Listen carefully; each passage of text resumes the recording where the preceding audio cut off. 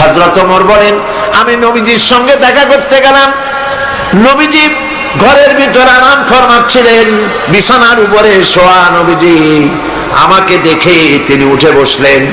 আমি দেখলাম নবীজি দড়ি দিয়ে বোনানো খাটিয়ার উপরে শোয়া ছিলেন, চাদর নাই, তোশক নাই।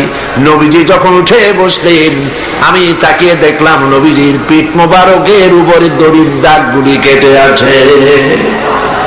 আমি বললাম, ইয়া রাসূলুল্লাহ, এই পৃথিবী কাফের বেঈমানেরা কত শান্তি করলো, কত আরাম করলো, আর আপনার একটা বিছানা নাই, তোশক নাই।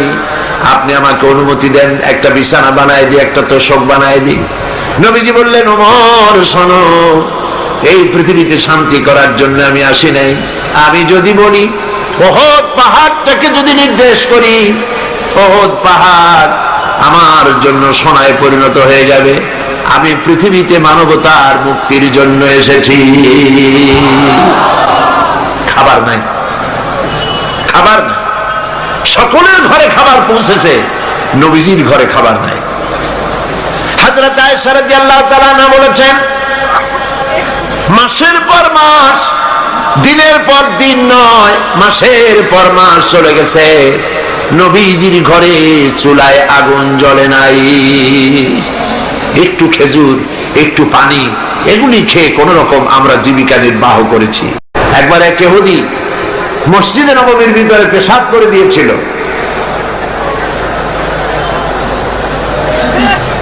সাহাবায়ে কেরাম অসন্তুষ্ট হলেন এবং তাকে শাস্তি দিতে চাইলেন।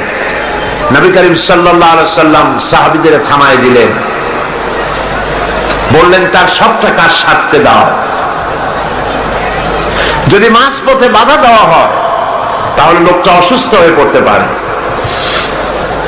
যখন কাজ শেষ হয়েছে, পেশাব শেষ হয়ে গিয়েছে, নবী করিম সাল্লাল্লাহু আলাইহি ওয়াসাল্লাম তাকে ডাকলেন এবং বললেন, তুমি যে কাজটি করেছো, তুমি জানো এটা কোন কোন জায়গা? সে বলল, না, জানি না। নবী করিম সাল্লাল্লাহু আলাইহি ওয়াসাল্লাম বললেন, জায়গাটি হচ্ছে আমাদের ইবাদতের জায়গা। তোমাদের ইবাদতের জায়গায় যদি কেউ এই কামটা করত তাহলে তোমার কেমন লাগতো? খবরদার, ভবিষ্যতে কখনো তুমি এই মসজিদের ভিতরে, উপাসনালয়ের মধ্যে, ইবাদতের জায়গার মধ্যে এই কামটা করবা না। ইহুদি বলল, আমি মনে করেছিলাম আপনি বুঝি বাদশাহ, রাজা বাদশাদের মতো। আমি যে অপরাধ করেছি, এই অপরাধের শাস্তি তো হতে পারত, আপনার হুকুম দেওয়া লাগতো না। চোখের ইশারায় আমার মাথা মাটিতে এক গড়াগড়ি করত, আপনি তা করেন নাই। উত্তম ব্যবহার দিয়ে আমাকে বুঝায় দিয়েছেন, আমার বুঝতে মোটেও কষ্ট হয় নাই। আপনি আল্লাহ পাকের নবী, আমি আর কাফের ইহুদি রইলাম না, আমিও মুসলমান হয়ে গেলাম। লা ইলাহা ইল্লাল্লাহু মুহাম্মাদুর রাসূলুল্লাহ। নবী করিম সাল্লাল্লাহু আলাইহি ওয়াসাল্লাম সাহাবীদের দিকে তাকায় বললেন, ইন্নাকুম বুইসতুম মুয়াসসিরিন, তোমাদেরকে আল্লাহ পাক সহজ করার জন্য পাঠিয়েছেন, কঠিন করার জন্য পাঠান নাই। মানুষকে সহজ করো, বিষয়টি সহজ করে বুঝাও, মানুষকে ভালোবাসো। আর দ্বীন ওয়ান নাসিহা, দ্বীন হলো কল্যাণ কামনা করা, ভালোবাসা।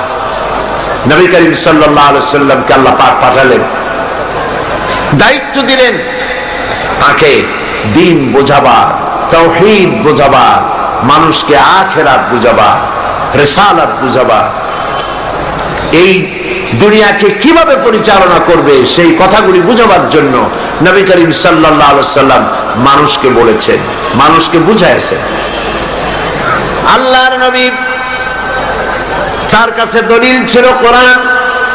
কোরআন দিয়ে তিনি মানুষকে বুঝাইছেন, এক আল্লাহর গোলামি করো, যিনি আকাশ সৃষ্টি করেছেন, জমিন সৃষ্টি করেছেন, তোমাদেরকেও সৃষ্টি করেছেন, তিনি ছাড়া কোনো ইলাহা নাই। ইলাহা ইল্লাল্লাহু মুহাম্মাদুর রাসূলুল্লাহ। কোনো ইলাহা নাই, কোনো আইন দাতা নাই, বিধান দাতা নাই আল্লাহ ছাড়া। এক আল্লাহর গোলামি করো। খেতে দেওয়ার মালিক তিনি, পড়তে দেওয়ার মালিক তিনি, হায়াতের মালিক তিনি, মওতের মালিক তিনি। বলুন, হায়াতের মালিক কে? সবাই বলেন, মওতের মালিক কে? খেতে দেওয়ার মালিককে, কষ্ট থেকে মুক্তি দেওয়ার মালিককে, বিপদ থেকে বাঁচাবার মালিককে, হাসাবার মালিককে, কাঁদাবার মালিককে। ফাআলুল লিমা ইউরিদ, যা খুশি তাই তিনি করতে পারেন। এই জিনিসগুলি যারা মুসলমান তাদের বোঝা উচিত।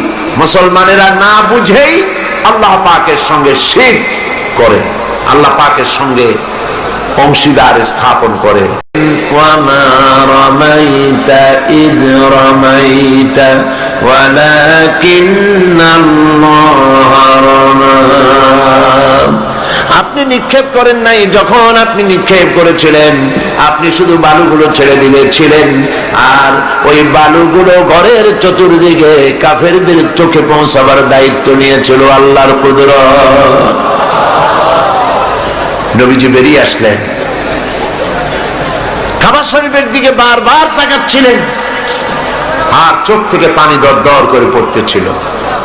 বুখারী শরীফের হাদিসে এসেছে, নবীজি কাঁদতেছিলেন আর বলতেছিলেন, হে কাবা, বড় আশা ছিল তোমার খেদমত করব, তোমার পাশে থাকব, কিন্তু তোমার নিষ্ঠুর সন্তানেরা তোমার পাশে আমারে থাকতে দিল না।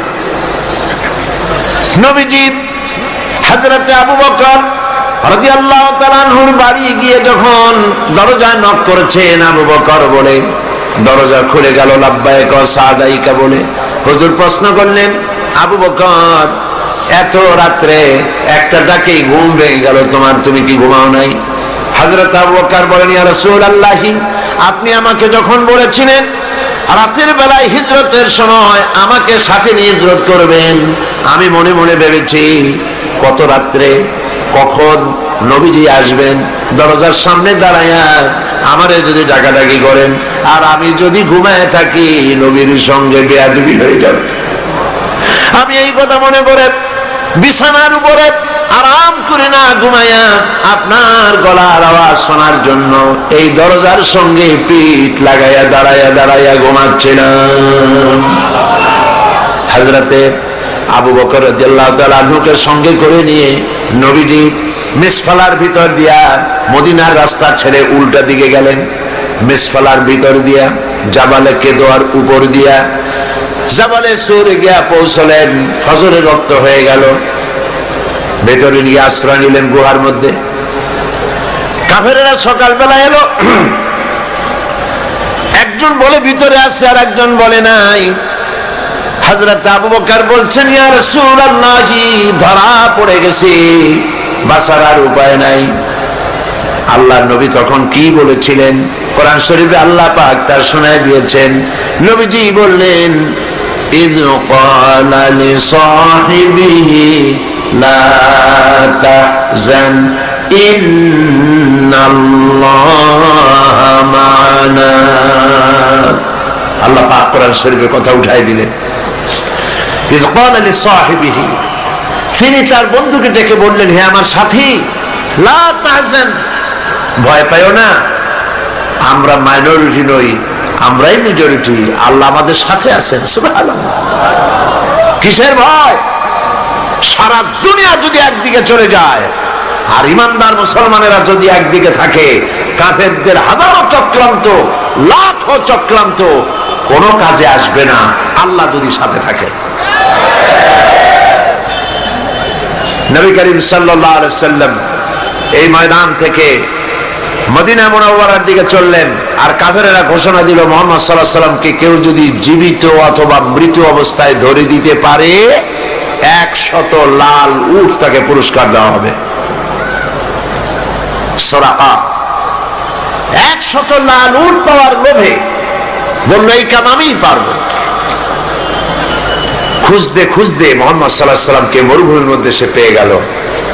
যেই না ধরতে যাবে কাছাকাছি গেছে, সুরাকার ঘোড়ার পা মাটির মধ্যে দেবে গিয়েছে। নবী করিম সাল্লাল্লাহু আলাইহি সাল্লাম পিছনের দিকে তাকালেন, সুরাকা বলল, আমি মাপ চাই। হুজুর বললেন, মাপ করলাম, ফিরে যা। ঘোড়ার পা উপরে উঠে আসলো। যখনই উপরে উঠে আসছে, সুরাকা চিন্তা করলো 100 লাল উট। আবার পিছনে ছুটেছে ধরার জন্য, আবার কাছাকাছি যখন গেছে চারোটা ঠ্যাং ডুবে গেছে মাটির মধ্যে। বলছে মুহাম্মদ সাল্লাল্লাহু আলাইহি সাল্লাম, মাপ চাই, ভুল করেছি, মাফ করে দাও। হুজুর ফিরে তাকিয়ে বললেন, দিলা করে ফিরে যা। আবার ঘোড়া উপর উঠে আসলো, ফিরবে আবার চিন্তা করলো 100 লাল উট।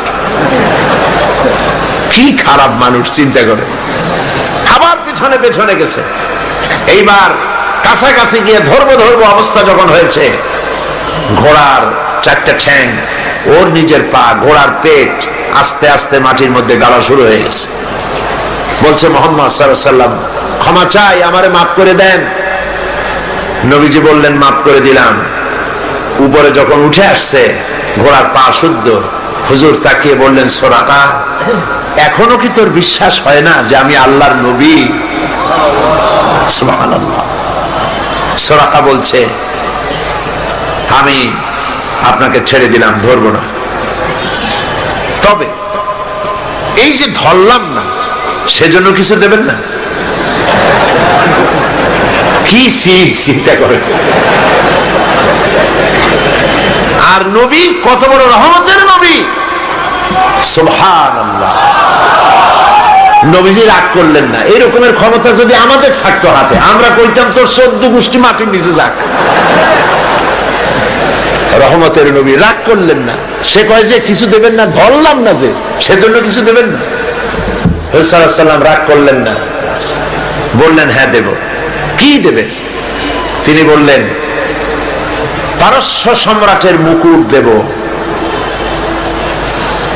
সুরাকা মনে মনে খুব অসন্তুষ্ট হলো, মুখ দিয়ে কিছু কইল না, মনে মনে অসন্তুষ্ট হইল।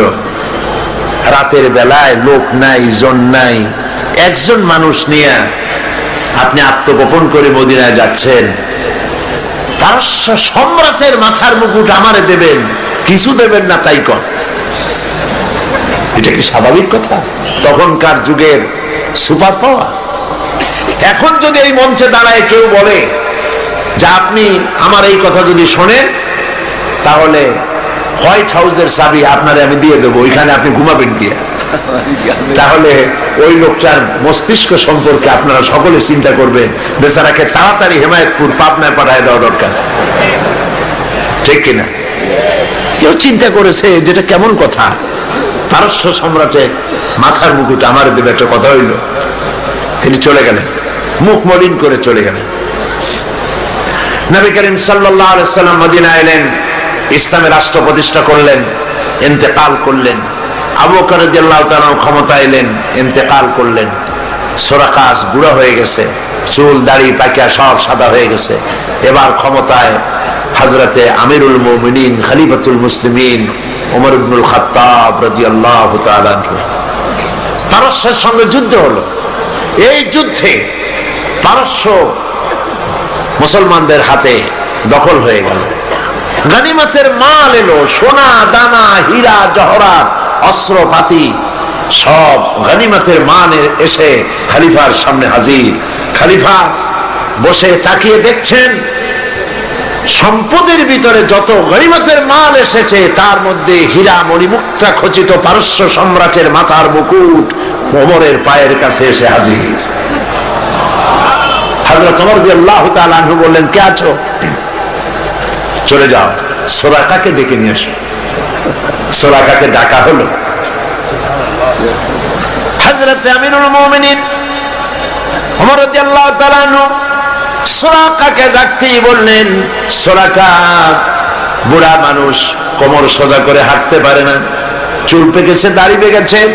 বুড়া সুরাকা হযরত ওমরের সামনে যখন দাঁড়ায় গেছেন, ওমর রাদিয়াল্লাহু তাআলা আনহু পারস্য সম্রাটের মাথার মুকুটটা নিয়ে সুরাকার মাথার উপরে পরায় দিয়া বললেন, সুরাকা, আল্লাহর নবীর ওয়াদা কোনোদিন মিথ্যা হয় না। কোরআনে কারীমের মধ্যে আল্লাহ পাক এই পৃথিবীর বুকে যারা আরামে টাটকা সুখগুলি, আরামগুলি যারা বর্জন করে আল্লাহ রাব্বুল আলামিনকে বিশ্বাস করে যারা জীবন পরিচালনা করেছে, আল্লাহ পাক তাদের জন্য জান্নাত রেখেছেন এবং তাদের জন্য বলছেন সাবিকু ইলা মাগফিরাতিন মির রাব্বিকুম ওয়া জান্নাতিন আরদুহা কা'আরদিস সামাই ওয়াল আরদ উইদ্দাত লিল্লাযীনা আমানু বিল্লাহি ওয়া রাসূলিহি। আল্লাহ পাক বলেন প্রতিযোগিতা করো আল্লাহর মাগফিরাত কামনার জন্য আর জান্নাতে যাওয়ার জন্য প্রতিযোগিতা করো, আল্লাহর রহমত পাওয়ার জন্য সৎ কাজের প্রতিযোগিতা করো, তাহলে আল্লাহ রাব্বুল আলামিন তোমাদেরকে ক্ষমা করবেন আর তোমাদের জন্য এমন জান্নাত দিবেন যেই জান্নাত আকাশের বিশালতার জমিনের বিশালতার মতো। এই বিরাট জান্নাত তোমাদেরকে দিবেন। এই জান্নাত চিরস্থায়ী সুখ এবং শান্তি জায়গা হবে। মাসালুল জান্নাতিল্লাতী উইদাল মুত্তাকুন ফিহা আনহারুম মিন মাইন গায়রি আসিলিন ওয়া আনহারুম মিন লাবানিন লাম ইয়াতাগায়্যার তা'আমুহু। আল্লাহ পাক বলছেন জান্নাত আল্লাহ পাক ওয়াদা করেছেন মুত্তাকিদের জন্য। আল্লাহ পাক জান্নাত দিবেন যে জান্নাতের ভিতরে রয়েছে মধুর প্রস্রবণ, রয়েছে দুধের প্রস্রবণ, রয়েছে সেখানে স্বচ্ছ পানীয় পানির প্রস্রবণ রয়েছে। এই সুন্দর জান্নাত ঝর্ণা ধারা আল্লাহ পাক সৃষ্টি করেছেন, বাগ বাগিচা দিয়ে ভরে রেখেছেন জান্নাত। সেই জান্নাত হবে এয়ার কন্ডিশন, রৌদ্রের তাপ হবে না সেখানে, রৌদ্রের খরতাপ হবে না সেখানে, ঠান্ডার প্রচন্ডতা থাকবে না। কিরকম হবে জায়গাটা? আল্লাহ পাক বলছেন মুত্তাকিনা আলাল আরাইকি লা ইয়ারাউনা ফিহা শামসান ওয়ালা জামহারিরা ওয়া দানিয়াতান আলাইহিম যিলালুহা ওয়া দুল্লিলাত কুতুফুহা তাযলিলা। আল্লাহ পাক এমন জান্নাত রেখেছেন, সেই আল্লাহ পাক সেই জান্নাতের ভিতরে জান্নাতীরা ঠেস লাগায়া মুখোমুখি অবস্থায় তারা সেখানে বসবে আর জান্নাতীদের মনের মধ্যে কোনো দুঃখ থাকবে না, পেরেশানি থাকবে না। পৃথিবীতে মানুষের দুঃখ থাকে, পেরেশানি থাকে, সেখানে কোনো দুঃখ আর পেরেশানি থাকবে না। সেই জায়গাটা হবে সেটা তো নিয়ন্ত্রিত, না শীত না গরম, চির বসন্ত বিরাজ করবে, জান্নাতীরা সেখানে থাকবে। এই সুন্দর জান্নাত আল্লাহ পাক রেখেছেন মুত্তাকিদের জন্য। সুবহানাল্লাহ। কাফেরদের জন্য জান্নাত হয়েছে, জাহান্নাম হবে চিরকাল, খালিদিনা ফিহা আবাদান, চিরকাল কাফেরেরা জাহান্নামে থাকবে। সর্বশেষ যে ব্যক্তি জাহান্নাম থেকে মুক্তি লাভ করবে তাকে আল্লাহ পাক বলবেন, ফেরেশতাদেরকে বলবেন, আমার ফেরেশতারা আমার এই বান্দাকে জান্নাত এবং জাহান্নামের মাঝখানে রেখে দাও। জান্নাত এবং জাহান্নামের মাঝখানে লোকটি যখন থাকার জায়গা পাবে সে জান্নাতের দিকে তাকায়া দেখবে আর কাঁদতে থাকবে। আল্লাহ পাক জিজ্ঞেস করবেন, বান্দারে যুগের পর যুগ ধরে জাহান্নামে কেঁদেছো, আমি রব্বুল আলামিন জাহান্নাম মাফ করে দিয়া জান্নাত জাহান্নামের মাঝখানে রেখে দিয়েছি, আযাব থেকে যে বেঁচে গেছো, এখন কাঁদো কেন? লোকটি বলবে, রব্বুল আলামিন কাঁদি এই কারণে, জাহান্নাম থেকে মাফ করেছো, তোমার শুকরিয়া আদায় করি। জান্নাত তো আমার কপালে নাই, কিসমতে নাই, কিন্তু জান্নাত আমি এখান থেকে দেখতে পাচ্ছি, জান্নাতের সুঘ্রাণ আমার নাকে আসতেছে, কপালে নাই যাওয়ার। আমি কাঁদি এই জন্য, তুমি যদি মেহেরবানি করে আমাকে জান্নাতের দরজার কাছে একটু দাঁড় করায় দিতা, প্রাণ ভরে তোমার জান্নাতের দৃশ্যটা একটু দেখতাম। আল্লাহ পাক তার আরজি পূরণ করবেন, বলবেন যাও, ফেরেশতাদের বলবেন এর জান্নাতের দরজার কাছে দাঁড় করায় দাও। জান্নাতের দরজার কাছে দাঁড়িয়ে লোকটি আবার কান্না শুরু করবে। আল্লাহ পাক প্রশ্ন করবেন, এবার কান্দো কেন? লোকটি বলল, রব্বুল আলামিন কান্দি এই কারণে, জান্নাতের এই দরজায় দাঁড়ায়া জান্নাতের অফুরন্ত নিয়ামত কিছুই ভালো করে দেখা যায় না, শুধু অল্প জায়গা দেখি।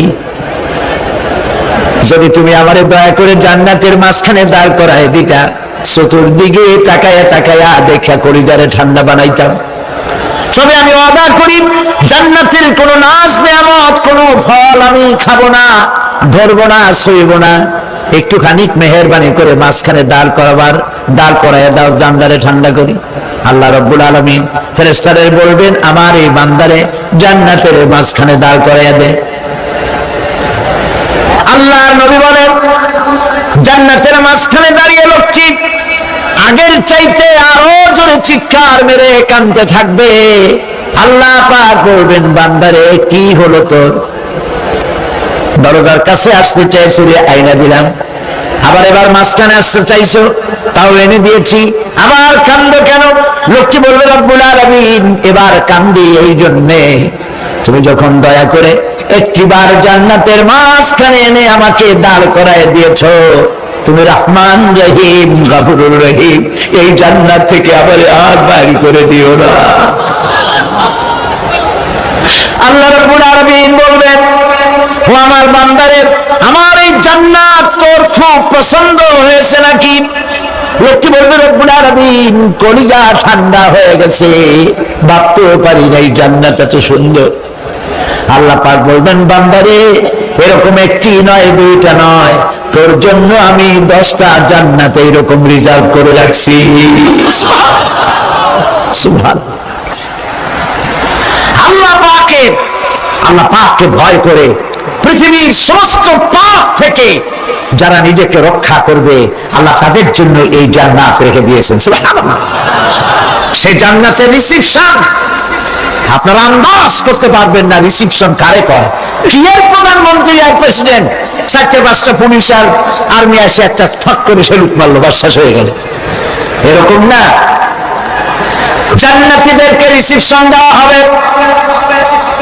জান্নাতীরা যখন আল্লাহর হুকুমে জান্নাতের দিকে যেতে লাগবে, আর যখন জান্নাতের কাছে চলে যাবে, আল্লাহ রাব্বুল আলামিন শোনায় দিচ্ছেন, হাত্তা ইযা জাউহা ফুতিহাত আবওয়াবুহা ওয়া ক্বালা লাহুম খাজানাতুহা সালামুন আলাইকুম তিবতুম ফাদখুলুহা খালিদিন। সুবহানাল্লাহ। জান্নাতীরা যখন জান্নাতে প্রবেশ করার দরজার মুখোমুখি হবে, দ্বার রক্ষীগণ তখন বলবে, সালামুন আলাইকুম, আল্লাহর শান্তি তোমাদের উপরে বর্ষিত হোক। সুবহানাল্লাহ। দুনিয়ার টাটকা সুখগুলি 2 পা দিয়ে ছেলে দিয়েছো, টাটকা সুখগুলি গ্রহণ করো নাই, হারাম খাও নাই, আল্লাহর দ্বীন কায়েমের জন্য রক্ত দিয়েছো, জীবন দিয়েছো, কষ্ট করেছো, আল্লাহকে ভয় করেছো। আমাদের সালাম গ্রহণ করো, জান্নাতের মধ্যে ঢুকে যাও চিরকালের জন্য। সুবহানাল্লাহ। আর বাইরে হওয়া লাগবে না, চিরকাল এই জান্নাতের মধ্যে তোমরা বসবাস করতে পারবে। আল্লাহ রাব্বুল আলামিনের ফেরেশতারা বলে দিবেন। জান্নাতের মধ্যে আল্লাহ পাক হুরদের সঙ্গে জান্নাতীদের বিয়ের ব্যবস্থা করে দিবেন।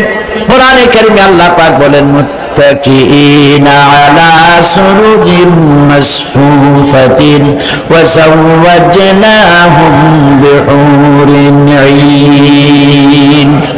সামনাসামনি ভাবে সাজানো সারি সারি আসন সমূহের উপর তারা ঠেস লাগায় বসে থাকবে, আর আল্লাহ রাব্বুল আলামিন হুরদের সাথে জান্নাতীদের বিয়ের ব্যবস্থা করে দিবেন। যেসব হুরের সঙ্গে বিয়ে হবে তাদের আল্লাহ পাক বিবরণ দিচ্ছেন কি রকম হবে তারা। লাম ইয়াতমিসহুন্না ইনসুন ওয়ালা জান। এর পূর্বে জিন এবং ইনসান এদেরকে কেউ স্পর্শ করে নাই। কিরকম তারা? কাআন্নাহুন্নাল ইয়াকুতু ওয়াল মারজান।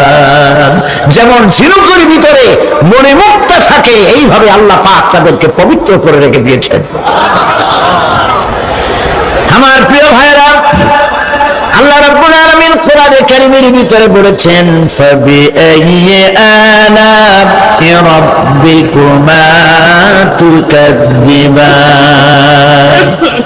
জান্নাত দান করে আল্লাহ পাক এবার জান্নাতীদেরকে সম্বোধন করে বলবেন, ইয়া ইবাদি লা খাউফুন আলাইকুমুল ইয়াওমা ওয়ালা আনতুম তাহজানুন। হে আমার বান্দারা, লা খাউফুন আলাইকুমুল ইয়াওম, আজ আর কোনো ভয় নাই। সুবহানাল্লাহ, সুবহানাল্লাহ। আজ আর কোনো ভয় নাই, কোনো চিন্তাও নাই, আরামে এই জান্নাতের মধ্যে বসবাস করো। এরপরে আল্লাহ পাক জিজ্ঞেস করবেন, ও আমার জান্নাতীরা, আমি যেসব ওয়াদা করছিলাম আমার ওয়াদা মোতাবেক সমস্ত নিয়ামত পেয়েছো? তারা বলবে, হ্যাঁ পেয়েছি, সব নিয়ামত আপনার ওয়াদা মোতাবেক সব পেয়েছি। আল্লাহ রাব্বুল আলামিন বলবেন, সব পাও নাই, ওয়ানাদাইনা মাজিদ, আমার কাছে আরো বেশি আছে। সুবহানাল্লাহ, আমার কাছে আরো বেশি আছে। জান্নাতীরা বুঝবে না সে আরো বেশিটা কি, এর থেকে আর বেশি কি। প্রিয় ভাই সব, নবী করিম সাল্লাল্লাহু আলাইহি সাল্লাম বলেছেন, জান্নাতের সুখ আর শান্তি কোন চোখ নাই যা দেখেছে, যা কোন অন্তঃকরণ নাই যা কল্পনা করতে পেরেছে। এই জান্নাত মুত্তাকিদের জন্য আল্লাহ রাখছেন। সুবহানাল্লাহ। জান্নাতীরা ভাবতেও পারবে না সেই নিয়ামতগুলি কি। প্রিয় ভাই সব, সেই মুহূর্তে আল্লাহর নবী মুহাম্মদুর রাসূলুল্লাহ সাল্লাল্লাহু আলাইহি ওয়াসাল্লাম বলবেন, রব্বুল আলামিন, আমার উম্মতেরা জান্নাতীরা বুঝতে পারে নাই আপনার কাছে কি নিয়ামত আরো বেশি আছে। আমার এই উম্মতেরা জান্নাতীরা আপনার ওয়াদা মোতাবেক সব পেয়েছে, কিন্তু একটি জিনিস এখনো তাদের কিসমতে হয় নাই।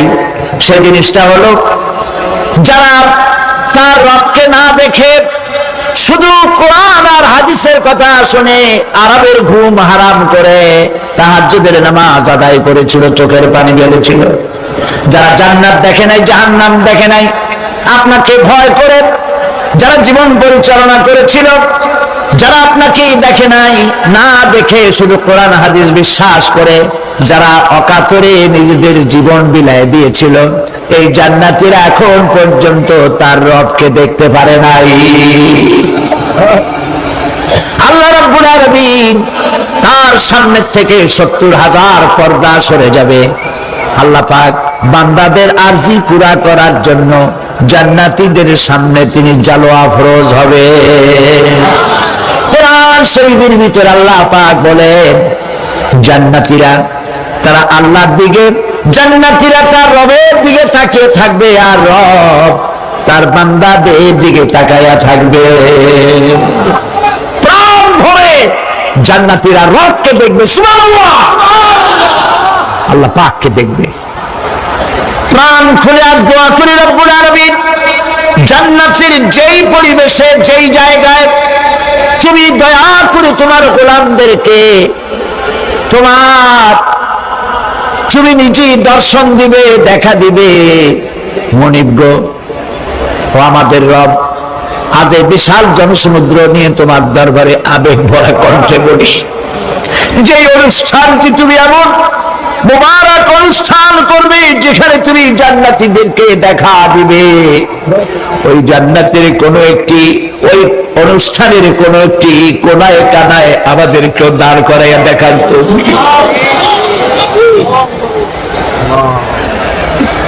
প্রিয় ভাই সব, আল্লাহ রাব্বুল আলামিন মানুষের সামনে এত সব নিয়ামত রেখেছেন, এই জান্নাত দান করবেন। এরপরে আল্লাহ রাব্বুল আলামিন কোরআনে কারীমের মধ্যে বলেছেন, রব্বিস সামাওয়াতি ওয়াল আরদি ওয়া মা বাইনাহুমার রাহমানি লা ইয়ামলিকুনা মিনহু খিতাবা।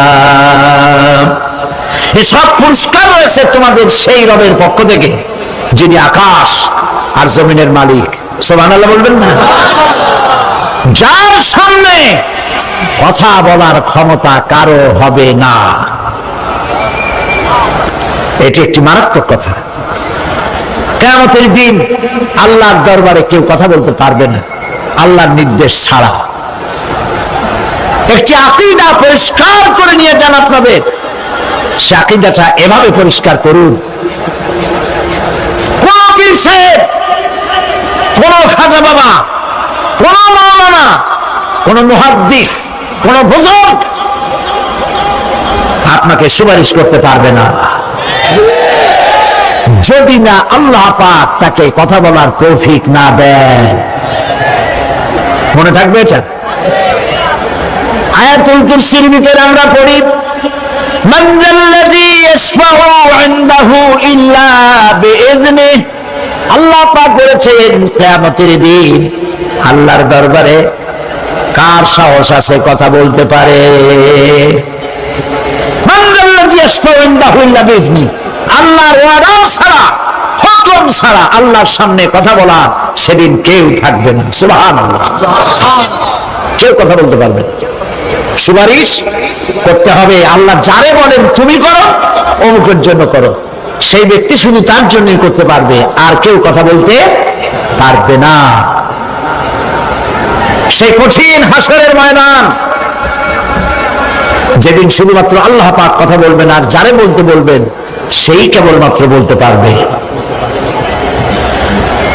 সুপারিশ এটি আল্লাহ পাক কিয়ামতে পারমিশন দিলে বলা যাবে।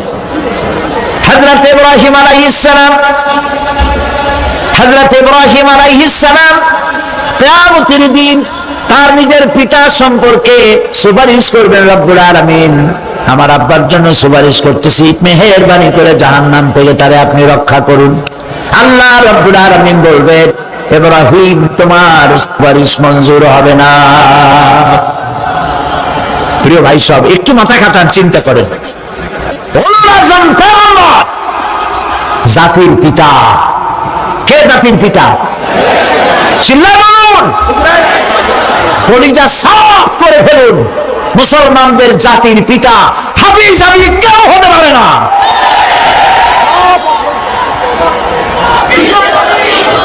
মিল্লাতা আবিকুম ইব্রাহিম। ইব্রাহিম আলাইহিস সালাম এই মিল্লাতের পিতা। সুবহানাল্লাহ। হযরত ইব্রাহিম আলাইহিস সালাম কিয়ামতের দিন বলবেন, আল্লাহ আমার আব্বার জন্য সুপারিশ করছি। আল্লাহ পাক বলবেন মঞ্জুর হবে না। আসর তোমার পিতা হতে পারে, কিন্তু আমার খলিলকে আগুনে ফেলার জন্য নমরুদকে সে সহযোগিতা করেছে, আমি তোমার পিতাকে ক্ষমা করব না। নবী করিম সাল্লাল্লাহু আলাইহি সাল্লামকে সাহাবায়ে কেরাম জিজ্ঞেস করেছেন, হে রাসূল আপনার আব্বা এবং আম্মার অবস্থা কি হবে? নবী করিম সাল্লাল্লাহু আলাইহি সাল্লাম কেঁদে ফেলেছেন, সাফ করেছেন আমি তাদের কোনো উপকারে আসব না। আল্লাহু আকবার। আপনি মনে করছেন নাকি যে ইয়া নবী সালাম আলাইকা বলি অমনি নবী সুপারিশ পাবেন? এত সহজ। কতগুলো রসগোল্লা খাইলেন আর বড় একটা মিছিল করলেন আর অমনি চলে যাবেন? পৃথিবীর সব মানুষ, সাহাবায়ে কেরাম বাদ দেন, পৃথিবীর সমস্ত মানুষ একত্রিত হয়ে আবু তালেব রাসূলুল্লাহকে যে ভালোবেসেছেন, ওর 1000 ভাগের 1 ভাগও সারা দুনিয়ার মানুষ রাসূলুল্লাহকে ভালোবাসতে পারবে? পারবে? নিজের ছেলে আলীকে, আলী রাদিয়াল্লাহু তাআলা আনহুকে আলাদা বিছানায় শোয়াইয়া ছোট্ট মানুষ হযরত আলী আলাদা জায়গায় রাখিয়া মুহাম্মদ রাসূলুল্লাহ সাল্লাল্লাহু আলাইহি সাল্লাম এতিম মানুষ তারে কলিজার সাথে বুকের মধ্যে আশ্রয় দিয়ে আগলে রেখেছেন বুক পরে। সেই আবু তালেব মৃত্যুর সময় নবী করিম সাল্লাল্লাহু আলাইহি সাল্লাম বলেছিলেন, চাচা একটি বার আমার কানে তাওহীদের কালেমা শোনায় দেয়। আবু তালেব তার কিসমতে ছিল না কালেমা। মরে যাওয়ার পর একজন সাহাবী বলেছিলেন, ইয়া রাসূলুল্লাহ মৃত্যুর সময় আবু তালেবের মুখ আমি নড়তে দেখেছি, তিনি কালেমা পড়েছেন সম্ভবত। রাসূলুল্লাহ সাফ বলেছেন আমি শুনি নাই। এত ভালোবাসার পরেও হাদিস শরীফে এসেছে আবু তালেব জাহান্নামে যাবে। কোথায় যাবে? জাহান্নামে। সবচাইতে কম আযাব হবে কার? আবু তালেবের। কম আযাবটা কি? হাদিস শরীফে এসেছে কম আযাব হলো জাহান্নামের আগুন দিয়ে করে আবু তালেবের পায়ে পরিয়ে দেওয়া হবে। সেই জাহান্নামের আগুনের তৈরি করা জুতার কাপে আবু তালেবের মাথার ঘিলুগুলো টকবক করে বউ পড়তে লাগবে। এত ভালোবেসে যদি কিয়ামতের উপায় না হয়, আপনি ইয়া নবী সালাম আলাইকা, ইয়া রাসূল সালাম আলাইকা, আর কতগুলো জিলাপি খাইলেন, বড় একটা মিছিল করলেন। প্রিয় ভাই সব, এইসব বেদাত ছাড়ুন, এগুলি সুস্পষ্ট বিদাত। রাসূলুল্লাহকে ভালোবাসবেন, সাহাবীরা যেভাবে ভালোবেসেছেন ওইভাবে ভালোবাসবেন। আল্লাহ রাব্বুল আলামিন বলেন, যালিকাল ইয়াউমুল হক ফামান শাআ আত্তাখাযা ইলা রাব্বিহি মাআবা। এই দিনটি অবশ্যই আসবে, সেদিনটি নিশ্চিতভাবে আসবে। আর এখন যার ইচ্ছা সে তার রবের দিকে অগ্রসর হোক। ইন্না আনজারনাকুম আযাবান করিবান ইয়াওমা ইয়ানজুরুল মার'উ মা কদ্দামাত ইয়াদাহু ওয়া ইয়াকুলুল কাফিরু ইয়া লাইতানি কুনতু তুরাবা। ইন্না আনজারনাকুম আযাবান করিবা, খুব নিকটবর্তী একটি আযাব সম্পর্কে আমি তোমাদেরকে সতর্ক করে দিলাম। কে বলতেছে? আল্লাহ পাক। লক্ষ্য করুন আল্লাহ কি বলছেন, খুব নিকটবর্তী একটি কঠিন শাস্তি, আযাব অর্থাৎ কিয়ামত, এ সম্পর্কে আমি তোমাদেরকে সতর্ক করে দিলাম। ইয়াউমা ইয়ানজুরুল মার'উ মা কদ্দামাত ইয়াদা, সেদিন প্রত্যেকটি লোক যা সে পাঠিয়ে দিয়েছিল এখানে, অর্থাৎ যা করেছিল সেগুলি সে দেখতে পাবে। আর তখন ওয়ায়াকুলুল কাফিরু ইয়া লাইতানি কুনতু তুরাবা। সেই কিয়ামতের ময়দানে অবস্থা দেখে কাফেররা বলবে, আহারে মানুষ না হইয়া যদি মাটি হইয়া যেতাম, যদি মাটি হতাম, যদি মানুষ না হয়ে না জন্মতাম, আজ এই হাসরের ময়দানে এইখানে এই বিচারের মুখোমুখি হতাম না, মাটি হইলে বরং অনেক ভালো হতো। এই পৃথিবীতে আমরা এসেছি, চলে যাব, যাওয়ার আগে এই কোরআন একটি বিশাল জনগোষ্ঠী এমন বানাতে চেয়েছে যে জনগোষ্ঠী এই কোরআন দিয়ে একটি বিশাল সমাজ গড়বে, রাষ্ট্র গড়বে, এমন রাষ্ট্র গড়বে যেই রাষ্ট্রে দুঃখ থাকবে না, অশান্তি থাকবে না, যেখানে সুখ থাকবে, সমৃদ্ধি থাকবে, আর কিয়ামতের দিন আল্লাহর জান্নাতে তারা চলে যাবে। তেমন একটি সমাজকে আমরা চাই। সবাই বলেন, সেরকম একটি সমাজকে আমরা চাই। প্রিয় ভাই সব, কিয়ামতের দিন আমরা যেতে চাই জান্নাতে। কোথায় যেতে চাই বলেন? জোরে বলেন। এই জান্নাতে যাওয়ার জন্য দুইটা কাজ করতে হবে। কয়টা কাজ?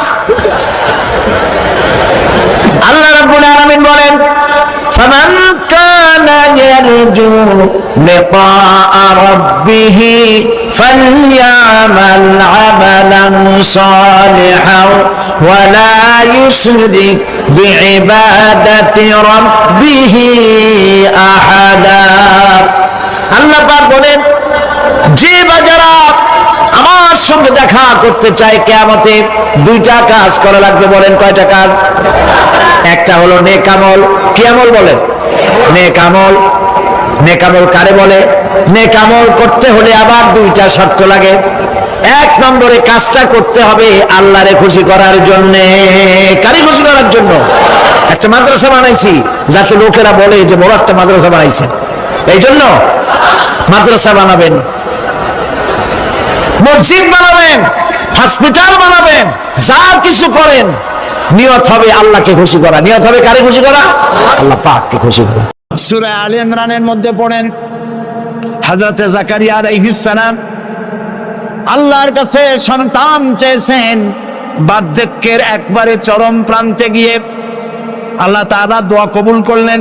হযরত জিবরাইল নাজিল হয়ে গেলেন আর বললেন, আল্লাহ আপনাকে সুসংবাদ দান করেছেন, আল্লাহ আপনাকে একটি সন্তান দিবেন, পুত্র সন্তান। হওয়ার সাথে সাথে নাম রাখবেন ইয়াহইয়া। সন্তান হবে, পুত্র সন্তান। নাম রেখে দিয়েছেন কে? আল্লাহ। হযরতে জাকারিয়া আলাইহিস সালাম চিন্তা করলেন, বলেই ফেললেন যে জিবরাইল, আল্লাহ তো বললেন আমার ছেলে হবে, কিন্তু হবে কেমনে তা তো বুঝি না, আমি তো বুড়া মানুষ, খাইতেও পারি না। বউ বুড়ি, আকির, বন্ধা বাজা, তার বাচ্চা হবে কেন? সে বুড়ি, আমি বুড়া, কেমনে হবে? হযরত জিবরাইল তো কথা কবে না, কে না বললে? আল্লাহ তাআলা জবাব বললেন, একটা আয়াত বলে নাই, একটি শব্দ বলেছেন আল্লাহ তাআলা, কাদালিক, আমি যেভাবে চাই সেইভাবেই হবে। সুবহানাল্লাহ। আল্লাহ রাব্বুল আলামিন বলেন, মুসা রে, ভয় পাওয়ার কারণ নাই, আমি একটি বোঝার জন্য, দৃষ্টান্তের জন্য এই কাজটি করেছি, ভয় পাওয়ার কারণ নাই। একটা গ্লাস হাতে নিয়ে এক মুহূর্তে রাখতে পারো নাই, ঘুমের আমেজে গ্লাস ভেঙে চুরমার হয়ে গেছে। তোমার রব যদি ঘুমায় যায় তাহলে আকাশ আর জমিনের ট্রাফিক সিস্টেম অচল হয়ে যায়। সব কিছু তোমার আল্লাহ হাতের মুঠায়। আমি আল্লাহ ঘুমাই না, তাছাড়া মাখলুকদের যা হয় খালেকের তা হয় না। খালেক এর থেকে মুবাররা, পবিত্র। মানুষের ঘুমায়, প্রাণী জগৎ ঘুমায়, আমি ঘুমাই না, ঘুমও নাই, তন্দ নাই। সব শুনি, সব দেখি। আল্লাহ যদি ঘুমায় দেখেন, ওই মহাসমুদ্রের ভিতরে কেউ যদি তুফানে পড়ে যায়, তুফানে পড়ে গভীর রাতে কান্দে রব্বুল আলামিন, আমারে বাঁচাও, আমারে বাঁচাবার কেউ নাই। আল্লাহ যদি তখন ঘুমায় তাকে, বান্দারে কে বাঁচাও? আল্লাহু আকবার, আল্লাহু আকবার। তিনি ঘুমান না। আরশে আজিমে মেরাজের রাতে নবী করিম সাল্লাল্লাহু আলাইহি ওয়াসাল্লাম যখন ভয় পেয়ে গিয়েছিলেন সিদরাতুল মুনতাহায়, তখন বড় পীর সাহেব নাকি ডেকে বলেছেন, ভয় পাইয়েন না, আমি আপনার সাথে আছি।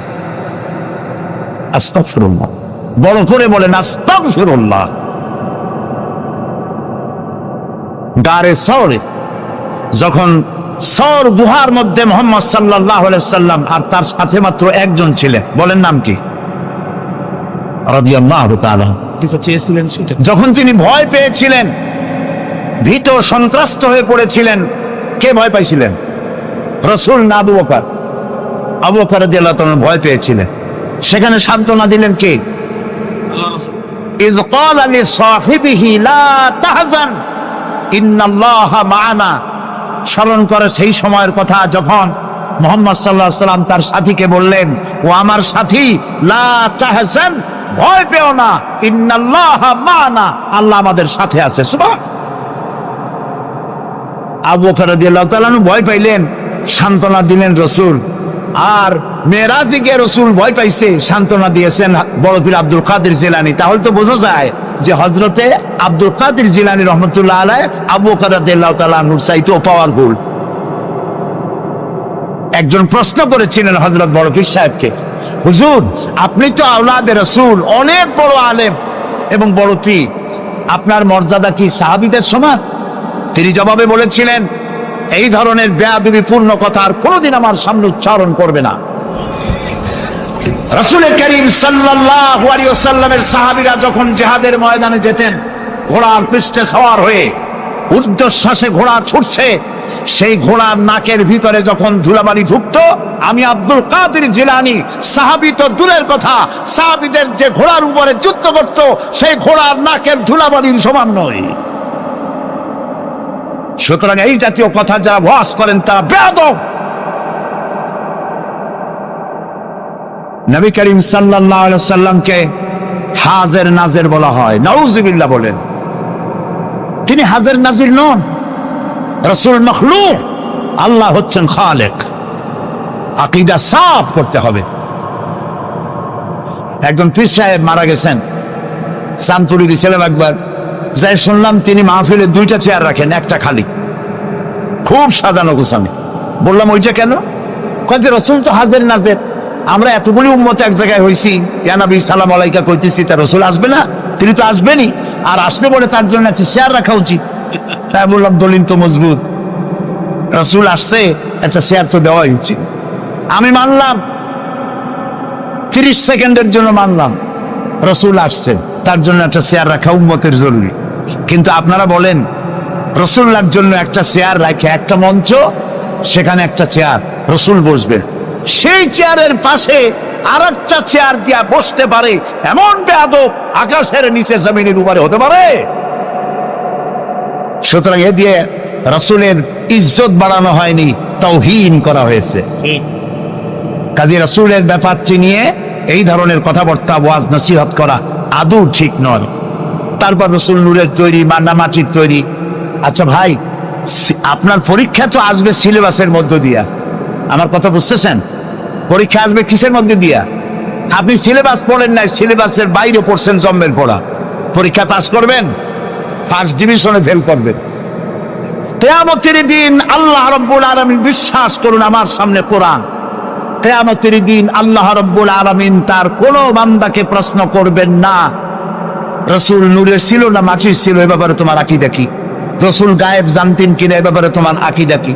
রাসূল হাজের নাজের ছিলেন কিনা, এ ব্যাপারে তোমার আকীদা কি? এই ব্যাপারে একটি প্রশ্ন করা হবে না। যেই ব্যাপারে প্রশ্ন নাই সেই ব্যাপারে আজে বাজে বক্তব্য দিয়ে আপনারা রসুলের মহব্বত দেখান, কিন্তু রসুলের যখন গাইল যায় আপনারা তখন থাকেন কই? বই কোনোদিন তো শুনলাম না জমু হুজুরের রসুলের সুন্নাত চালু করার জন্য কোন জায়গায় জিহাদের ময়দানে অ্যাটাক হয়েছেন, পাথর খেয়েছেন, জেলে গেছেন, জরিমানা হয়েছে, এরকম তো শুনি না। শুধু আজে বাজে ওয়াজ করেন আর পকেট ভরে পয়সা নিয়ে বাড়ি চলে যান, আর মানুষের মধ্যে বিভ্রান্তি ছড়ায় যান। আল্লাহর ওয়াস্তে খুলনার ওলামাদেরকে বলবো, এই জাতীয় লোকদেরকে খুলনায় প্রবেশ করতে দিবেন না। আমরা কোনো আজে বাজে বক্তব্য শুনতে চাই না। যে কথা বলবেন প্রত্যেকটি কথার পেছনে দলিল দিতে হবে, কোরআন আর হাদিস। কথা বুঝে আসছে? সুতরাং আকীদা সাফ করতে হবে, কারণ আল্লাহ রাব্বুল আলামিন বলেন, وَقَدِمْنَا إِلَى مَا عَمِلُوا مِنْ عَمَلٍ فَجَعَلْنَاهُ هَبَاءً مَنْثُورًا। আল্লাহ তাআলা বলেন, কিয়ামতের দিন আমি যখন বান্দার আমলনামার দিকে আমি যখন মনোযোগী হব, ওই আমলনামার ভিতরে আমি যদি শিরক মিশ্রিত দেখি, তাহলে বান্দার আমলনামাকে ধুলাবালির মতো উড়াইয়া দেব। ধুলি কণার মতো আমলনামাকে উড়িয়ে দেওয়া হবে। আমি দৃষ্টান্ত দিতে গিয়ে বলি, 10 কোটি 5 কোটি টাকা বা 100 কোটি টাকা খরচ করে বিশাল একটা বিল্ডিং তৈরি করেছেন। এই বিল্ডিংটা ধ্বংস করার জন্য একটা টাইম বোম যথেষ্ট, ঠিক কিনা? একটা টাইম বোম রেখে দিলেন, দূরের থেকে রিমোট কন্ট্রোলের বাটন টিপলেন, বোমাটা বিস্ফোরিত হলো।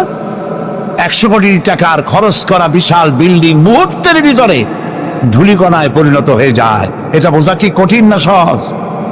আমলনামার ভেতরে যদি শিরক মিশ্রিত থাকে, তাহলে আল্লাহ রাব্বুল আলামিন বলছেন কিয়ামতের দিন আমলনামাকে শিরক মিশ্রিত আমলনামা ধূলি কণার মতো উড়িয়ে দেব। দাম নাই, সমস্ত আমলগুলি নষ্ট হয়ে যাবে।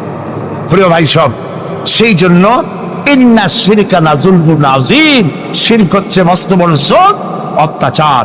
এই জুলম থেকে আল্লাহ তাআলা আমাদেরকে হেফাজত করুন, আমরা যেন শিরক মুক্ত জীবন যাপন করতে পারি। আল্লাহ যেন তৌফিক আমাদের দেন।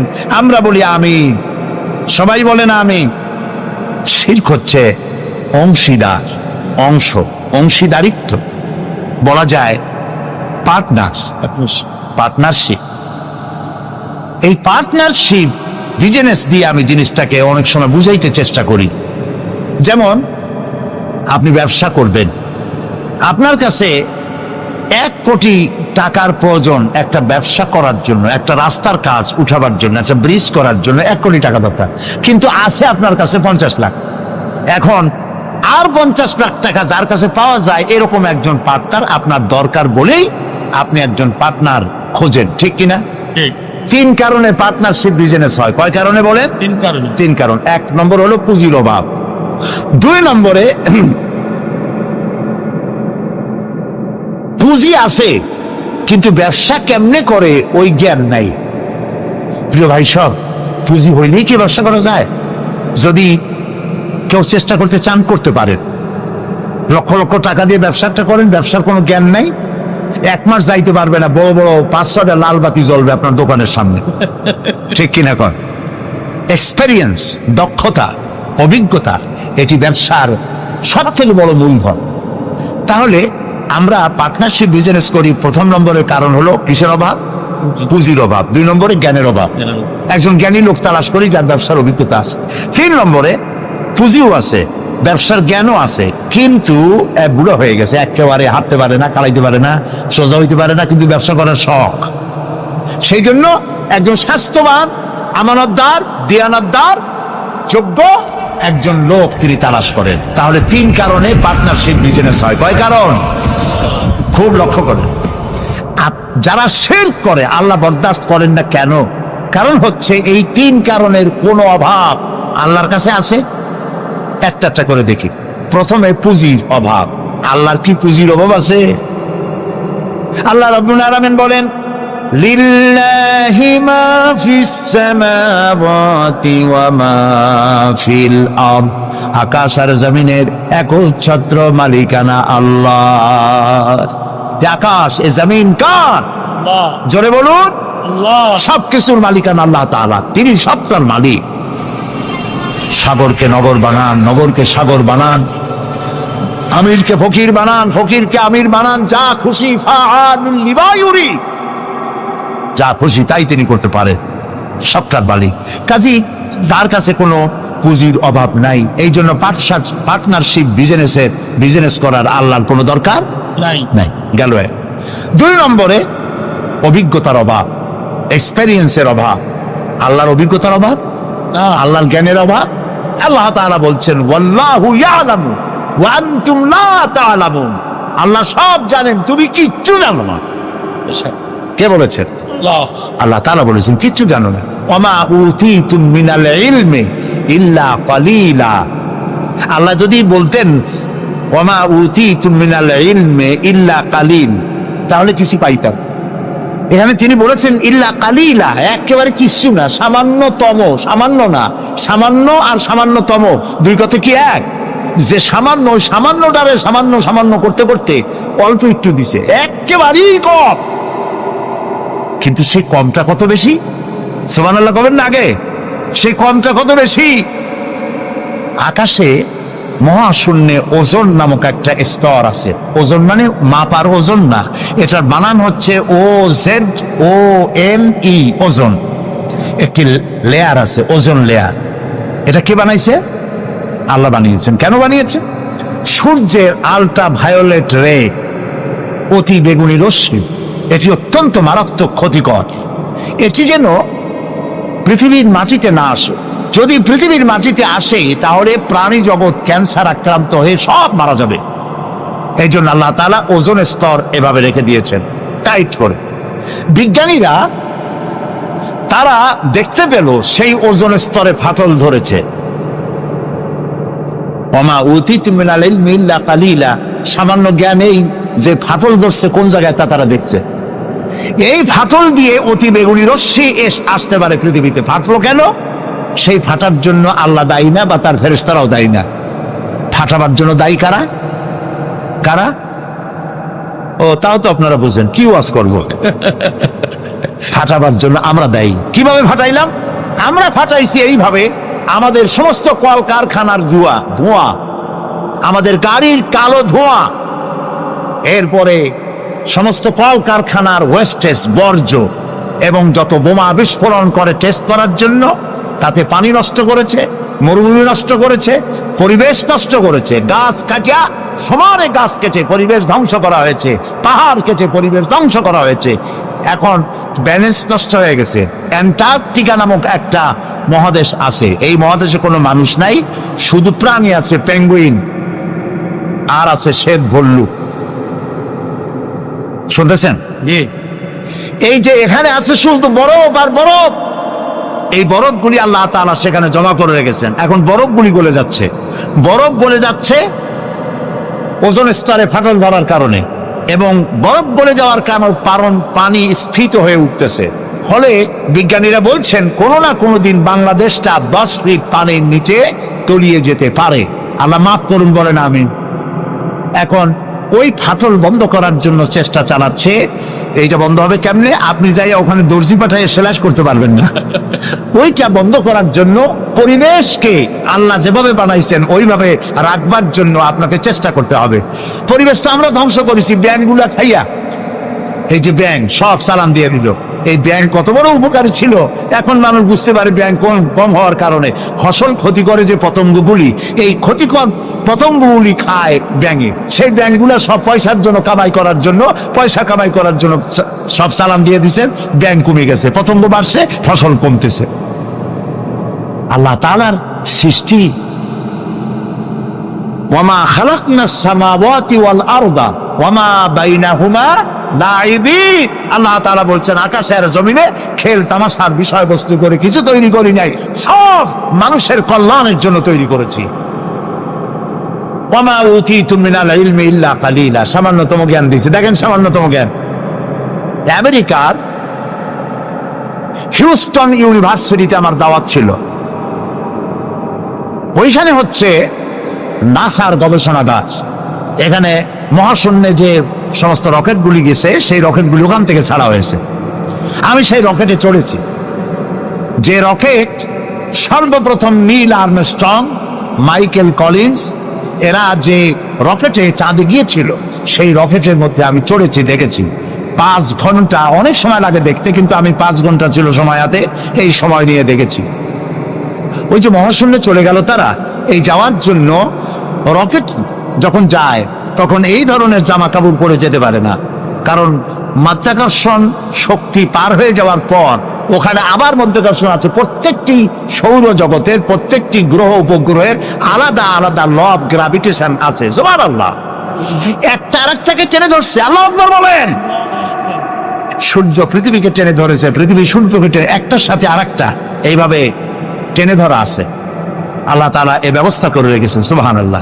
এই ব্যবস্থাপনা যেদিন শেষ হবে সেদিন কিয়ামত হয়ে যাবে।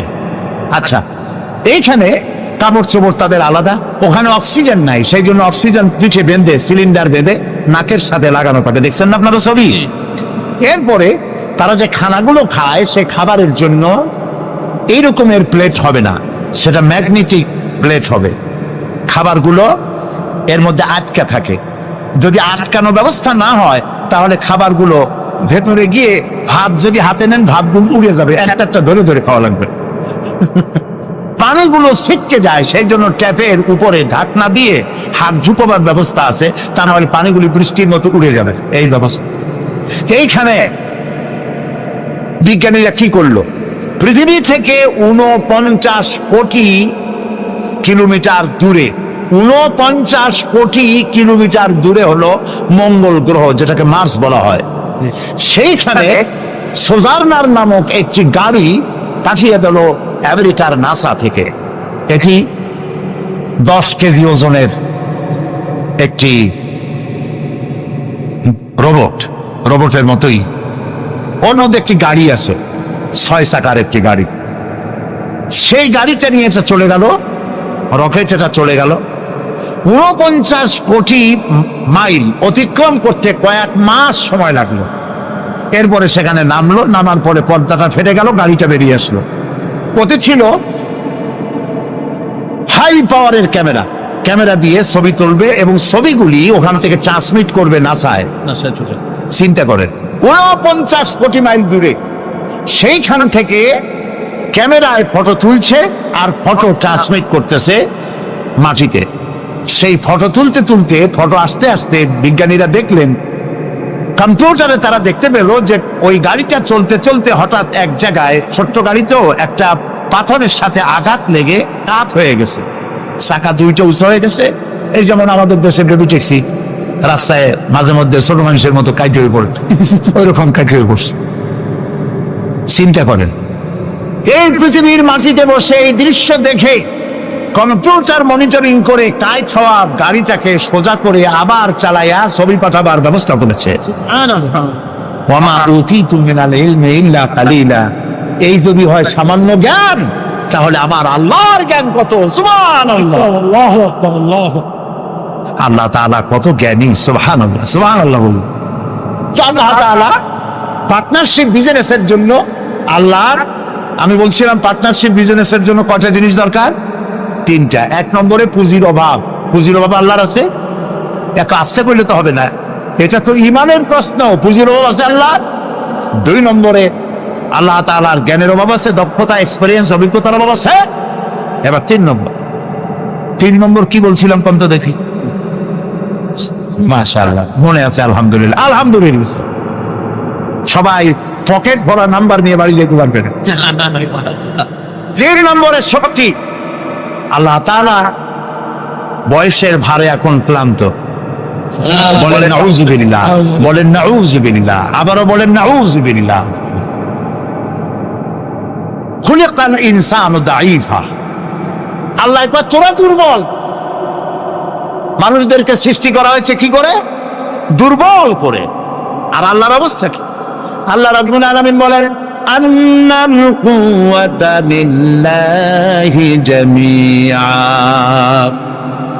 আন্নাল কুওয়াতা লিল্লাহি জামিআ। সমস্ত ক্ষমতার উৎস কেবলমাত্র কে? আল্লাহ রাব্বুল আলামিন। আর আমার দেশে কিছু নেতা নেত্রী আছেন এমন যারা বলেন সকল ক্ষমতার উৎস জনগণ। বলেন নাউযুবিল্লাহ। এই কথা বলা জায়েজ নাই, এই কথা বিশ্বাস করা হারাম। এখন যদি গোটা পাশের বাবুয়া ব্যাংক, চেনেন বাবুয়া ব্যাংক, যদি মাহফিলের মধ্যে লাভ দিয়া এরকম পড়তে পড়তে আপনাদের মধ্যে আসে, খোলা ব্যাংক গুলি লাভ হবে যে জোরে আপনারা লাভ দিবেন তার থেকে কি? কতগুলি বউবাসী, কতগুলি বল্লা, কতগুলি ভিমরুল যদি ছেড়ে দেওয়া যায়, মানুষ টেকবে একটাও? ওই মাথা দিয়ে সাপ ঢুকছে, শোনা মাত্রই এই মাথা দিয়ে লোক দৌড়তে এমন দৌড় মারবে লবণ সোনা পর্যন্ত যাইয়া কবে ভাই আমরা দৌড়াই কেন? আপনারা সকল ক্ষমতার উৎস। কেবলমাত্র পাগল আর ছাগলদের কথা এটা। সকল ক্ষমতার উৎস আল্লাহ তাআলা। আল্লাহ। কেউ যদি মনে করে যে এই কথা বললে জনগণ খুশি হবে, আমাদের ভোট দেবে, ভোট দিয়া ক্ষমতায় থাকা যায় না। ক্ষমতায় রাখার মালিক আল্লাহ। কে মালিক? আল্লাহ তাআলা মালিক। যারে খুশি উঠাবে, যারে খুশি নামাবে। ক্ষমতা কার? আল্লাহ। আল্লাহ তাআলা। সুবহানাল্লাহ, করতে ইচ্ছা করে না। তো আন্নাল কুওয়াতা লিল্লাহি জামিআন। সমস্ত ক্ষমতার উৎস কেবলমাত্র আল্লাহ। এক আঙ্গুল আকাশের দিকে উঁচু করে বলেন ক্ষমতার মালিক আল্লাহ। বলেন আল্লাহ, আল্লাহ, আল্লাহ। আলহামদুলিল্লাহ। হাত নামা। ক্ষমতার একচ্ছত্র মালিক, যা খুশি তাই তিনি করতে পারেন। সুতরাং এই তিনটি কারণের কোন কারণ তার মধ্যে নাই বলে আল্লাহ জুলম এটাকে বলেছেন শিরক, জুলমুন আযীম। অবশ্যই লা জুলমুন আযীম, অবশ্যই মারাত্মক অপরাধ জুলম। অপরাধ করা যাবে না, আল্লাহর সাথে কাউকে শরীক স্থাপন করা যাবে না। দেখেন শরীকটা কি? আল্লাহ তাআলা তিনি এমন সত্তা, তার সত্তা সম্পর্কে জানাতে হবে। তিনি কোথায়? আল্লাহ তুমি কই? সকলে কয়, অনেকে বলে যে তিনি সব জায়গায়। বলে না ভাই আল্লাহ কই? কয় সব জায়গায়। এ কথা কি ঠিক? না, এটা ঠিক না। আল্লাহ সব জায়গায় হইলে তাহলে তো কত খারাপ জায়গাও আছে না দুনিয়ায়? খারাপ জায়গা আমি নাম নিলাম না, তাহলে তো আল্লাহ সেসব জায়গায় থাকতে হয়। নাউযুবিল্লাহ বলেন। আল্লাহ কোথায়? তা আল্লাহরই জিজ্ঞেস করা দরকার যে আল্লাহ তুমি কই? আল্লাহ তাআলা আমরা প্রশ্ন করার আগে সোয়ালে মুকাদ্দারের জবাব দিয়েই ফেলেছেন। আল্লাহ রাব্বুল আলামিন বলেছেন আর রাহমানু আলাল আরশি ইসতাওয়া। আল্লাহ তাআলা আছেন আরশে আজিমে। কোথায় আছে বলেন? আরশে আজিম। আরশে আজিমে আছে। লা তাখুযুহু সিনাতু ওয়ালা নাওম। ঘুমও নাই, তন্দ্রাও নাই। আল্লাহ কয় 6 দিনে আকাশ আর জমিন বানাইছি, আমি ক্লান্ত হই নাই। সুবহানাল্লাহ, সুবহানাল্লাহ। তার ক্লান্তি নাই, তার তন্দ্রা নাই। মুসা আলাইহিস সালাম বলেছেন আল্লাহ তুমি নাকি ঘুমাও না। আল্লাহ কয় বিশ্বাস করো না? কয় আল্লাহ বিশ্বাস করি, তো বুঝি না ঘুমায় পারে কেমনে? বুঝি না। ইব্রাহিম আলাইহিস সালাম এরকম বলেছিলেন রাব্বি আরিনি কাইফা তুহিয়াল মাউতা। আল্লাহ তাআলা মরারে জিন্দা বানাও কেমনে? আল্লাহ কয় আওয়ালাম তুমিন, বিশ্বাস করো না? কয় বিশ্বাস করি। বিশ্বাস না করে পারা যায়? নবী মানুষ বিশ্বাস করি, তবে কিনা কানে শোনা কথা আর চোখে দেখা একটু তো ব্যতিক্রম হয়। যদি তুমি আমারে দেখাও ওলা কিনলে ইন্না কালবি, তাহলে আমার কলজাটা ঠান্ডা হয়ে যায়। আল্লাহ কয় যখন তুমি বিশ্বাস করো তখন বুঝাইতে আর কোনো অসুবিধা নেই। আল্লাহ বুঝাইছে না, কেমনি বুঝাইছে সেটা আলাদা ওয়াজ, সেটা এখানে করবো না। মুসা আলাইহিস সালাম বললেন আল্লাহ তাআলা তুমি নাকি ঘুমাও না? আল্লাহ কয় সত্যিই তো তাই, ঘুমাই না। তুই বিশ্বাস করো না? কই করি, বুঝি না। আল্লাহ কয় বিশ্বাস করছো বুঝাই নেই, এক গ্লাস পানি আনো। এক গ্লাস পানি আনা হলো, দাঁড়া যাবো। আল্লাহ মুসারে করলেন পানি নিয়ে দাঁড়াও, আর ঘুমের করলেন মুসারে ধর। মুসা আলাইহিস সালাম ঘুমে ধরলো, হাত শিথিল হয়ে এক গ্লাস পড়ে ভেঙে গেল। মুসা আলাইহিস সালাম ভয় পেয়ে গেলেন। আল্লাহ রাব্বুল আলামিন বলেন মুসারে ভয় পাওয়ার কারণ নাই, আমি একটি বোঝার জন্য দৃষ্টান্তের জন্য এই কাজটি করেছি, ভয় পাওয়ার কারণ নাই। একটা গ্লাস হাতে নিয়ে এক মুহূর্তে রাখতে পারো নাই, ঘুমের আমেজে গ্লাস ভেঙ্গে চুরমার হয়ে গেছে। তোমার রব যদি ঘুমায় যায় তাহলে আকাশ আর জমিনের ট্রাফিক সিস্টেম অচল হয়ে যায়। সব কিছু তোমার আল্লাহ হাতের মুঠায়। আমি আল্লাহ ঘুমাই না, তাছাড়া মাখলুকদের যা হয় খালেকের তা হয় না। খালেক এর থেকে মুবাররা, পবিত্র। মানুষের ঘুমায়, প্রাণী জগৎ ঘুমায়, আমি ঘুমাই না, ঘুমও নাই, তন্দ নাই। সব শুনি, সব দেখি। আল্লাহ যদি ঘুমায় দেখেন, ওই মহাসমুদ্রের ভিতরে কেউ যদি তুফানে পড়ে যায়, তুফানে পড়ে গভীর রাতে কান্দে রব্বুল আলামিন আমারে বাঁচাও, আমারে বাঁচাবার কেউ নাই। আল্লাহ যদি তখন ঘুমায় তাকে বান্দা রেখে বাঁচাও। আল্লাহু আকবার, আল্লাহু আকবার। তিনি ঘুমান না, তার শোনার মধ্যে কোনো সীমাবদ্ধতা নাই। আমার শোনার মধ্যে সীমাবদ্ধতা আছে। ওই মাহফিলের ওই কোণা থেকে কেউ আওয়াজ দিলে আওয়াজ এখানে আসবে না, ঠিক না? খুব জোরে চিল্লানি না দিলে এখানে আসবে না। তাহলে আমাদের শোনার মধ্যেও সীমাবদ্ধতা আছে। আল্লাহর এরকম আছে না? মহাসমুদ্রের অতল তলদেশে শৈবালের গায়ে লাগানো ছোট্ট একটি পোকা, যা মাইক্রোস্কোপ যন্ত্র ছাড়া দেখা যায় না, এমন ছোট্ট একটি পোকা যদি ক্ষুধার জ্বালায় চিৎকার মারে, নদীর ভিতরে কেউ শোনে না, জমিনে কেউ শোনে না, অন্তরিক্ষে কেউ শোনে না। আল্লাহ রাব্বুল আলামিন বলেন ওই পোকার আওয়াজও আমি শুনতে পাই। সামিউন বাসীর, দেখতে পাই আর শুনতে পাই। সুবহানাল্লাহ। ওই আল্লাহর সাথে আপনি শিরক করবেন কেন? অর্থাৎ যা কিছু আল্লাহর কাছে পাওয়া যায় গায়ব থেকে, আবার কথাটা খুব বিষয়টা কঠিন, সেজন্য একটুখানি মন দিয়ে শুনতে হবে। যা কিছু যেসব সাহায্য অদৃশ্য থেকে পাওয়া যায় ওইগুলি আপনি অন্য কারো কাছে চাইতে পারবেন না। কিন্তু যা কিছু মানুষের কাছে পাওয়া যায় তা চাইতে পারবেন। আপনার ঘরে পেঁয়াজ নাই, মেহমান আসছে, ঘরে চিনি নাই, চা খাওয়া লাগবে। সেই জন্য আপনার বউ অথবা আপনার ছেলে মেয়ে যদি পাশের বাড়িতে পাঠান যে পাশের বাড়ি থেকে এক কাপ চিনি নিয়ে আসো, আবার কিনে আমি তোমার ফেরত দেবো, এরকম করি না আমরা? আমার পরে মাঝে মধ্যে জায়েজ। বাড়ি বানাবো, আমার টাকায় কুলাচ্ছে না, 2 লাখ টাকা 5 লাখ টাকা ধার করা লাগবে, আপনি চাইতে পারবেন? জায়েজ আছে, নিশ্চয়ই জায়েজ আছে। হাজারবার জায়েজ আছে। জায়েজ নাই কোনটা? ওইটা জায়েজ নাই যেটা মানুষ দিতে পারেন। দিতে পারে কে? আল্লাহ তাআলা। সেইটা মানুষের কাছে চাইতে পারবেন না। সে যেমন বিবাহ হয়েছে 8-10 বছর, বাচ্চা হয় না, এই বাচ্চা আপনি কোন পীর সাহেবের কাছে চাইতে পারবেন না। এটা কোনো মাজারে গিয়ে চাইতে পারবেন না। এটা কোনো জিন্দা পীর অথবা কোনো মৃত্যু পীরের কাছে চাইতে পারবেন না। এবং এই উদ্দেশ্যে আপনি কোনো মানতও করতে পারবেন না কোনো পীরের নামে, কোনো মাজারের নামে। কথা কি বুঝে আসতেছে ভাই? কথা বুঝে আসতেছে? আল্লাহ রাব্বুল আলামিন বলেন আমি কাউকে কন্যা দেই, কাউকে ছেড়ে দেই, কাউকে কন্যা দেই, কাউকে পুত্র দেই, কাউকে কন্যাও দেই, পুত্রও দেই, কাউকে কিছুই দেই না। সুবহানাল্লাহ। আল্লামা ইবনে কাসির এই আয়াতের ব্যাখ্যায় লিখেছেন, এই যে আল্লাহ তাআলা বললেন কাউকে কন্যা সন্তান দেই, কাউকে পুত্র সন্তান দেই, লক্ষ্য করুন এই আয়াতের ব্যাখ্যায় আল্লামা ইবনে কাসির রাহমাতুল্লাহ আলাইহি লিখেছেন যেই দম্পতির প্রথম হয় কন্যা সন্তান তারা বরকতপূর্ণ, আল্লাহর রহমত তাদের উপরে। কারণ আল্লাহ পুত্র দিয়ে শুরু করেন না, আল্লাহ শুরুই করেছেন কন্যা দিয়া। সুবহানাল্লাহ। আল্লাহ তো কথা বলেন নাই যে আমি কাউকে পুত্র দেই, কাউকে কন্যা দেই। আল্লাহ শুরু করছেন কি দিয়া? কন্যা দিয়ে। এই জন্য যার কন্যা হয় আগে সে ভাগ্যবতী। কিন্তু আমাদের কপাল খারাপ, পুরুষগুলা আশা করে ছেলে হবে ছেলে হবে, যেই হলো মেয়ে মুখ কালো হয়ে যায়, শ্বশুর হয়ে যায়। নওজুবিল্লাহ বলে।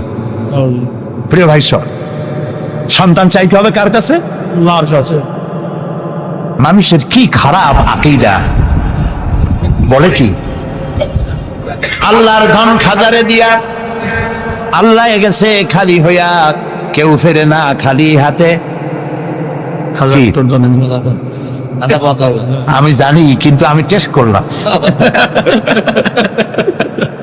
এই গান গাওয়া জায়েজ নাই, বিশ্বাস করাও কত বড় মারাত্মক কথা। আপনার কি চিন্তা করছেন? আল্লাহর ধন খাজারে দিয়া আল্লাহ গেছে খালি হইয়া, তাহলে আল্লাহর অবস্থা এখন তো খুবই করুন।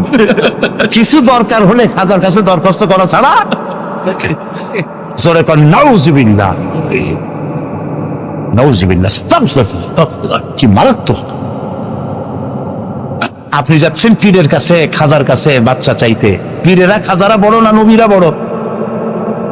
তাও তো আসতে কইলেন, নবীরা বড় আসতে বলছেন। এই কারণে বইপত্রে প্রায় লাগে 3 পয়গাম্বর, মনে হয় পীর আগে পয়গাম্বর পরে। এটা কি ভুল কথা?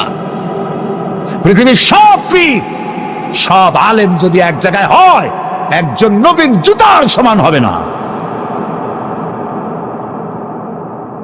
প্রিয় ভাই সব, সে নবীর সন্তান নাই, নবী কানছে কার কাছে? আল্লাহর কাছে। সূরা আলে ইমরানের মধ্যে পড়েন, হযরত জাকারিয়া আলাইহিস সালাম আল্লাহর কাছে সন্তান চেয়েছেন। বার্ধক্যের একবারে চরম প্রান্তে গিয়ে আল্লাহ তাআলা দোয়া কবুল করলেন। হযরত জিবরাইল নাজিল হয়ে গেলেন আর বললেন, আল্লাহ আপনাকে সুসংবাদ দান করেছেন, আল্লাহ আপনাকে একটি সন্তান দিবেন, পুত্র সন্তান। হওয়ার সাথে সাথে নাম রাখবেন ইয়াহইয়া। সন্তান হবে, পুত্র সন্তান, নাম রেখে দিয়েছেন কে? আল্লাহ। হযরত জাকারিয়া আলাইহিস সালাম চিন্তা করলেন, বলেই ফেললেন যে জিবরাইল, আল্লাহ তো বললেন আমার ছেলে হবে, কিন্তু হবে কেমনে তা তো বুঝি না, আমি তো বুড়া মানুষ, খাইতেও পারি না। বউ বুড়ি, আকিম, বন্ধা, বাজা, তার বাচ্চা হবে কেমন? সে বুড়ি, আমি বুড়া, কেমনে হবে? হযরত জিবরাইল তো কথা কবে না, কে না বললে? আল্লাহ তাআলা জবাব বললেন, একটা আয়াত বলে নাই, একটি শব্দ বলেছেন আল্লাহ তাআলা, কাদালিক, আমি যেভাবে চাই সেইভাবেই হবে। সুবহানাল্লাহ। আল্লাহ চাইনি কি না হোক। এই বুড়া বয়সে আল্লাহ ছেড়ে দিলেন কে? জাকারিয়া আলাইহিস সালামকে। কে দিয়েছেন? চিল্লায় বলে আল্লাহ। আল্লাহ তাআলা তাকে সন্তান দিয়ে দিয়েছে। আল্লাহ কিছু, আল্লাহ একটা মানুষ বানাবেন, খালি কতটুকু মাটি হইল হইল, মা বাপও লাগবে না, মাও লাগবে না, পারছেন না বানাইতে? কারে বানাইছেন? এরপরে বাপেরও দরকার নাই, খালি একটা মেয়ে লোক হলেই হলো, পারছেন না বানাইতে? কারে বানাইছেন? ঈসা আলাইহিস সালাম। ইন্নাল্লাহা আলা কুল্লি শাইইন কাদির। সমস্ত জিনিসের উপরে ক্ষমতা রাখেন কে? আল্লাহ। আল্লাহ, আল্লাহ।